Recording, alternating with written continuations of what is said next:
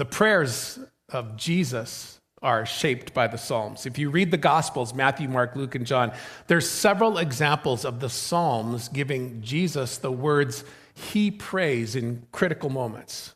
And so I hope that inspires you to look at the Psalms as your prayer book. If you don't think you know how to talk to God and interact with God, well, the Psalms are your friend. They're a sacred collection of songs and prayers expressing the heart and soul of humanity to God. People of faith, when they're looking to express what they're feeling at the core of who they are, they find great help in the Psalms. And so for the next few minutes, I'm going to help you, I hope, this morning, by helping you interact with Psalm 46. I wanted to teach this psalm this morning because, in my opinion, it's the perfect psalm for a moment like this. It's the perfect psalm for the reality of the state of our world right now. It's timely, super timely.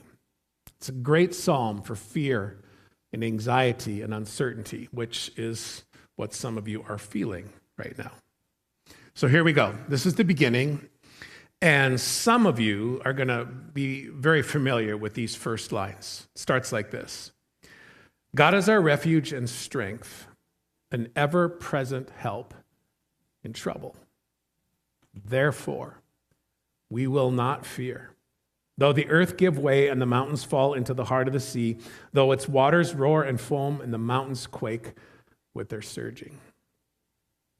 That's 3 of 11 verses. It's not a long psalm. It's pretty short. It's kind of punchy.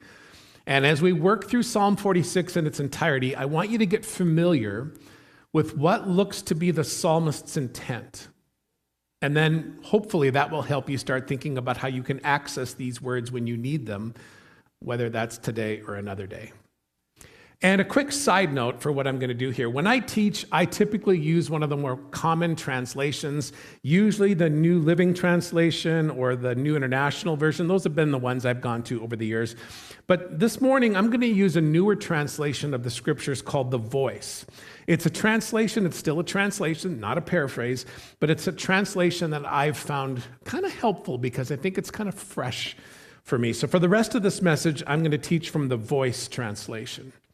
Now, in the room and online, if you're with us, most of you are not likely engaging with an actual paper Bible. There's more phones out right now than there are Bibles. That's just the way we've kind of changed over the years. And there's a big giant Bible behind me. So that's kind of how we do that. But if you were to look at this in an actual Bible, or if you're looking at the scriptures on a Bible app, you'll notice that Psalm 46 has a preamble. There's a kind of a heading over the top of it. In one translation, here's what's posted prior to verse 1. From the sons of Korah, temple assistants, for the choir director, a song of the descendants of Korah to be sung by soprano voices. What does that mean, right? Well, as best as we can figure, these words are attributed to a group of young people from the tribe of Levi. So Korah would have been the patriarch of the family, a priest, and the evidence that we have suggests that the sons of Korah were musicians, worship leaders in the temple, just like you have regular worship leaders here, like Rob and John and Jonathan.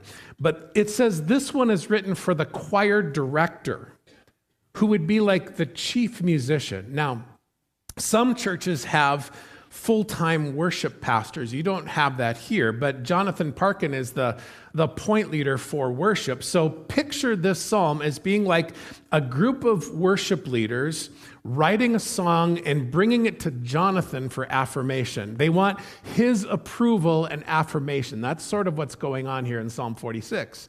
And by the way, some of those introductions that you occasionally see in the scriptures, they're part of the original Hebrew text. A lot of the other stuff that we see, headings over the top, a lot of the stuff we see in our Bibles are put there by translators to help us navigate.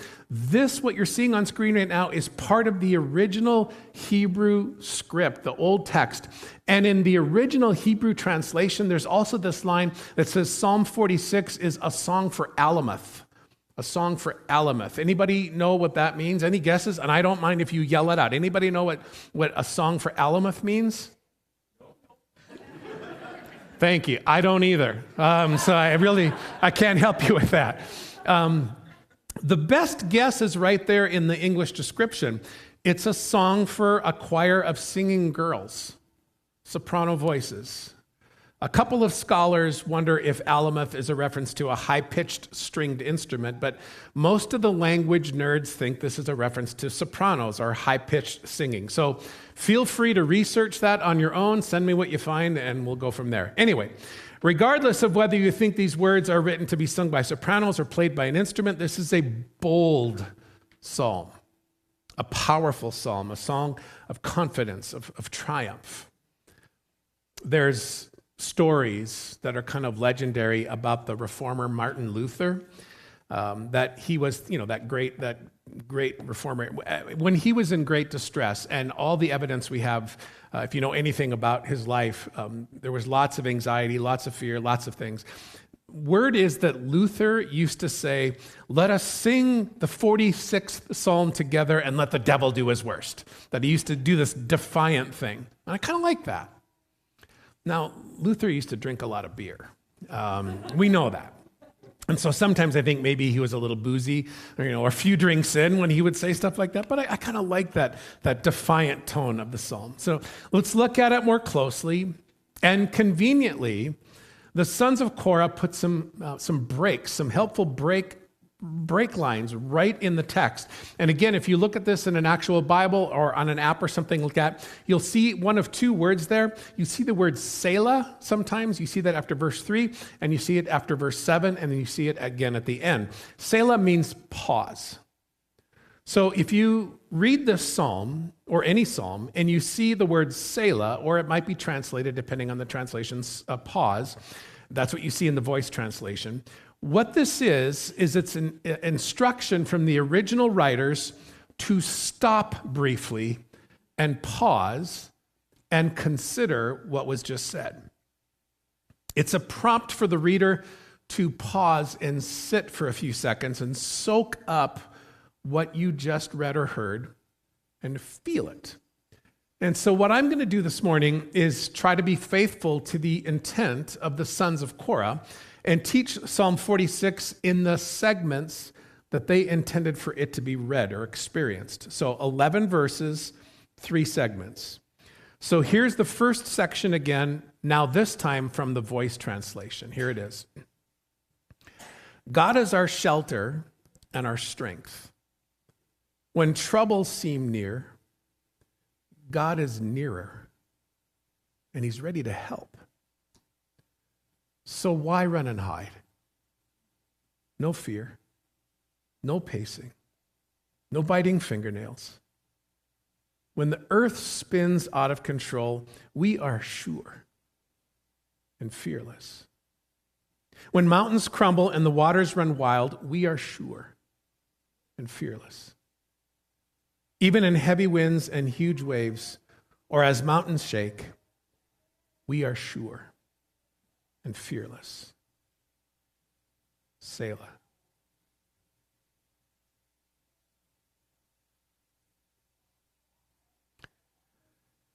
The way this psalm begins is a little bit unique among the psalms. A lot of them begin with a problem, with a description of a problem. They often begin with a psalmist crying out, "Lord, I'm sinking, I'm in trouble, my enemies have risen up against me, help me, help me." There's a lot of that. And by the way, there's nothing wrong with that. I know you've talked about that in this series, that it's appropriate to lament. And when you feel like you want to lament, grab words like those and connect with them. Make them yours. Pray your frustration. Pray your lament. Let your frustrations fly. Don't hold back. But this psalm is different. Rather than beginning with a problem and moving toward a hoped-for solution, this psalm begins with a confident, even kind of defiant statement about God's provision. Now, we're pretty sure that the sons of Korah and all these writers at the time are living with some difficult stuff. They have lots of reasons for anxiety and fear, but that's not where Psalm 46 begins. It begins with a bold statement of trust that's probably rooted in life experience. God's got a track record of being a place of refuge. That's what they seem to be saying. When troubles seem near, God is nearer. God is their shelter and their strength. Not from a distance, God is a present help in difficult times. There's an old theologian named G. Campbell Morgan who said about the line, God is our shelter and strength ready to help. Listen to this. The secret of the confidence is the consciousness of the nearness of God. The secret of the confidence is the consciousness of the nearness of God. I like that. God's close presence is near to me. He's near to you. He's near to you, Chris.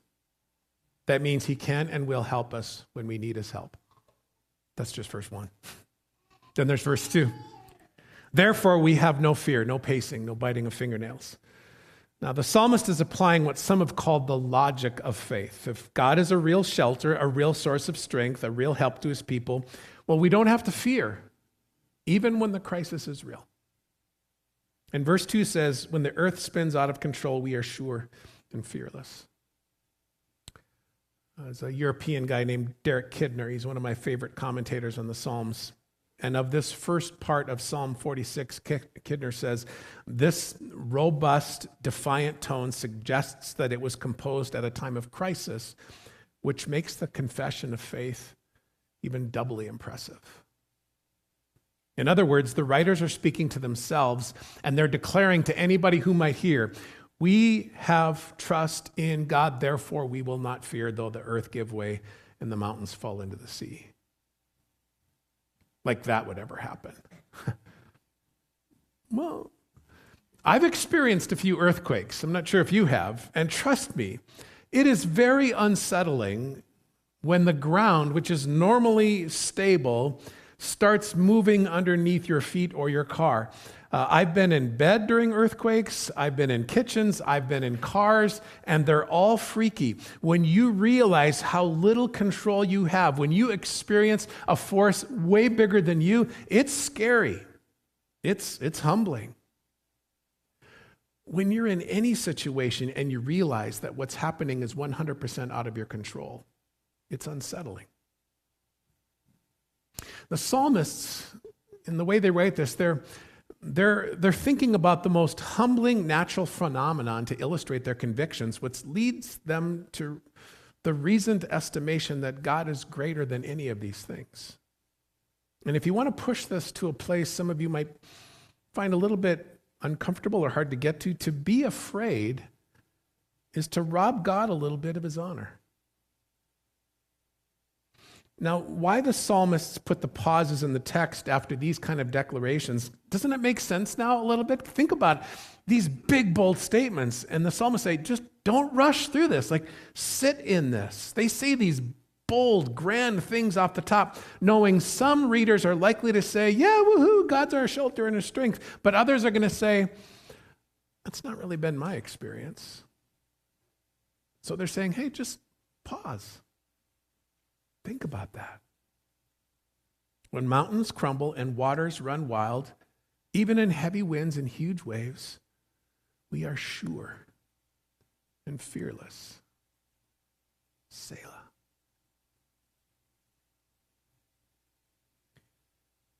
At minimum, when you're in the middle of something, major or minor, if you can summon the capacity to pause, to think, to consider, before being too quick to speak, maybe that'll provide some direction and hope and comfort. A healthy pause can help with perspective. It's been my experience. Now we're ready for the next movement, which begins in verse 4. It's a beautiful description of the peaceful provision of God. Here we go. A pure stream flows, never to be cut off, bringing joy to the city where God makes his home, the sacred site where the Most High chooses to live. The true God never sleeps and always resides in the city of joy. He makes it unstoppable, unshakable. When it awakes at dawn, the true God has already been at work. Trouble is on the horizon for the outside nations, not long until kingdoms will fall. God's voice thunders and the earth shakes. You know the eternal, the commander of heavenly armies, surrounds us and protects us. The true God of Jacob is our shelter, close to his heart. Selah. There's a lot there. There's some beautiful stuff there. And it all leads to another perfect pause point. So before we do that again, look a little bit more closely at verse 4. We just read it. A pure stream flows, never to be cut off, bringing joy to the city where God makes his home, the sacred site where the Most High chooses to live. Now, what the psalmists appear to be dreaming of is an abundant provision of a river for Jerusalem. That's almost certainly what they mean by the city where God makes his home. What makes this significant is Jerusalem does not have a river running through it, not even close.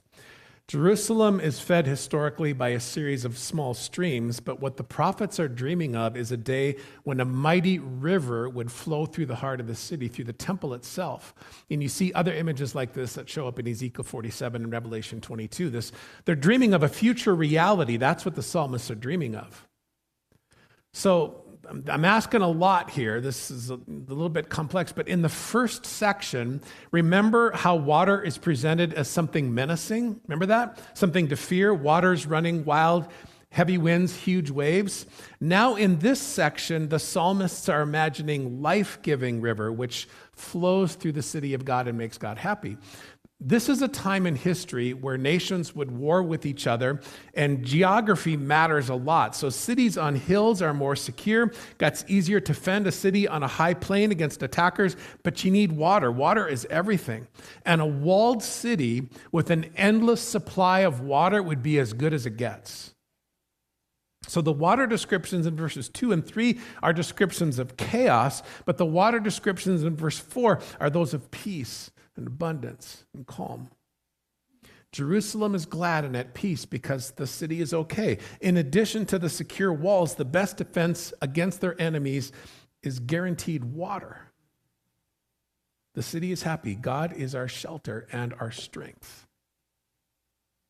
Now, this has everything to do with Jerusalem, we think, but as we see at this point in history, it lifts the concept of ancient Jerusalem and expands it to God's ideal. The perfect city describes in the scriptures as the new Jerusalem. City, you can read about that stuff in Revelation. As great and as awesome as that promise is of a secure future, I love what verse 5 describes. God doesn't sleep. He resides in the city of joy. He makes it unstoppable, unshakable. All the provision and promises of God are rooted in his presence, which is fascinating because here they say God always resides in the city. It shall not be moved. It's unstoppable. It's unshakable. But at the start of the psalm, they say when mountains crumble and waters run wild. In other words, Psalm 46 is not a text telling us that something bad is going to happen. What it is telling us is that God is up to something. God is always up to something. He's not asleep while on watch. When the city awakes, the true God has already been at work. When it's dark, things are always scarier, right? Things are always scarier at night. You wake up in the middle of the night, that's when a lot of us stress and fret and worry. Walking to your car at night is a little bit more scary than it is during the day. I live near Edmonton. Riding the LRT at night in the city of Edmonton, not a lot of fun. It's very different in the dark of night than in the light of the day. Again, I know at night is when a lot of us feel dread, but we usually feel better in the morning when we see more clearly. The Latin phrase is post tenebris lux, after darkness, light. It may be dark now, but light is coming. Darkness, light. When Jesus the Messiah rises, darkness and adversity are scattered, despite what they say in verse 6. Trouble is on the horizon for the outside nations, but God's voice thunders. The commander of heavenly armies surrounds and protects. And then there's some really interesting thing in verse 7. Just before the pause, there's that reference to the true God of Jacob. Now, there's a rabbit trail that could be gone down here. I'm not going to go down that rabbit trail, at least very far. But part of this seems to be a reference to the original covenant. God makes a covenant back in Genesis with Abraham, Isaac, and Jacob. It's all good. Maybe you've heard about that. Well, it's mostly good. It's largely good. Not always. But if you know their story, Jacob's, he's kind of a piece of work. Like yeah. It's, I think, here a comment about God's grace. Jacob's not a particularly noble character. He's not exactly a holy man. The God of Israel, the one true God, is a shelter and strength for his people, all his people, even the misfits. The eternal God surrounds us and protects us. The true God of Jacob is our shelter. Selah.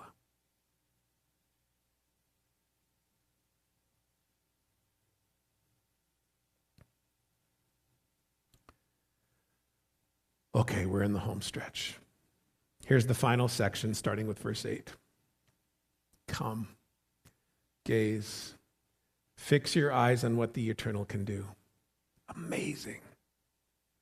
He has worked desolation here on this battlefield, earth. God can stop wars anywhere in the world.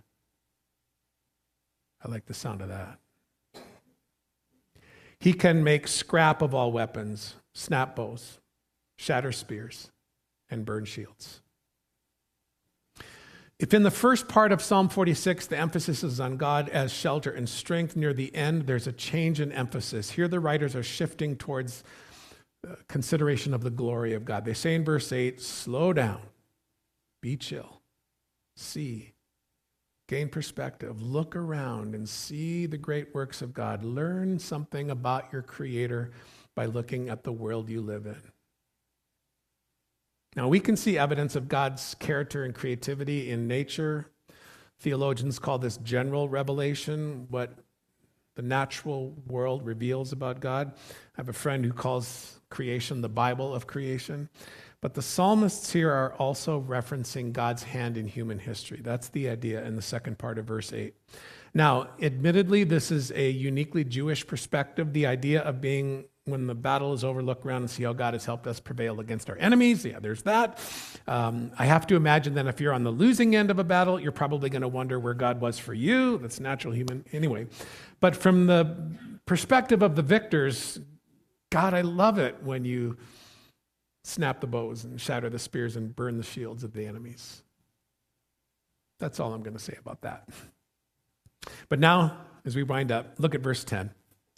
Amid reflecting on wars and battles, the spinning of the earth, the crumbling mountains, and the waters running wild, this is how the psalm ends. And it ends with an unexpected plot twist. If you came to this service this morning, if you're watching online, and you wondered if you've ever heard anything before from Psalm 46, this is the part that you've probably heard before, a lot of you. But here it is in the voice. Be still, be calm, and see, and understand. I am the true God. I am honored among all the nations. I am honored over all the earth. Other, more time-worn translations say, be still and know that I am God. Now, maybe you caught it, maybe you didn't, but in verse 10, there's a shift in who's speaking. In the first 9 verses, we have the sons of Korah telling us about God's greatness and God's protection and God's provision. But in verse 10, God is speaking in the first person. God is speaking to us. Perhaps this morning, God is speaking to you. He says, be still, be calm, see, understand, I am God. The idea here isn't that the reader of Scripture should stop everything and go stand in the middle of the street. The Hebrew scholars suggest that all the sense in the original language here, all the argument, all the opposition, it just says we should all stop and be still. Slow down, be calm, slow your objections. This is the appropriate response to everything that's been said. In the middle of the defiant faith of the psalmists, God breaks in and says, I want to add something here. He says, because you can see my glory and my greatness, Stop arguing with me. Don't oppose me. Don't question me. Just surrender. Be still. Be calm. And understand that I am the true God. And then 46 concludes, I am honored among all the nations. I am honored over all the earth. You know the eternal, the commander of heavenly armies, surrounds us and protects us. The true God of Jacob is our shelter, close to his heart. Selah.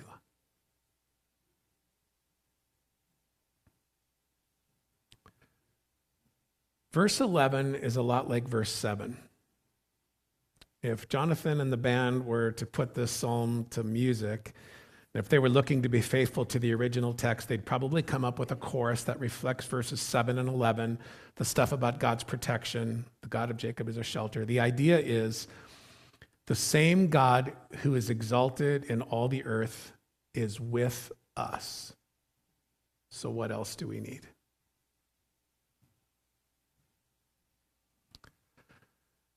So, friends, here's the message in a nutshell.